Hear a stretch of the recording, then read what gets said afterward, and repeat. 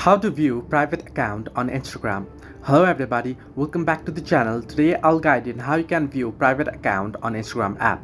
Now, if you open up Instagram app and head into a particular profile and you find that the account is private, the quickest way to view the private account will be to follow the user.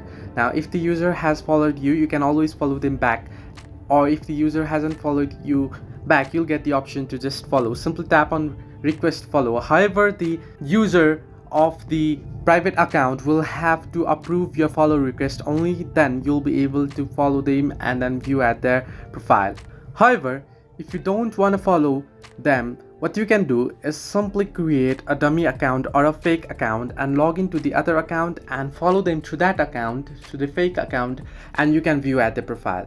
This is the only way you can view private account on Instagram, because due to security reasons you can't breach the security of Instagram. So the only way to view private account on Instagram is by creating a dummy account or a fake account or a second account and viewing it through it.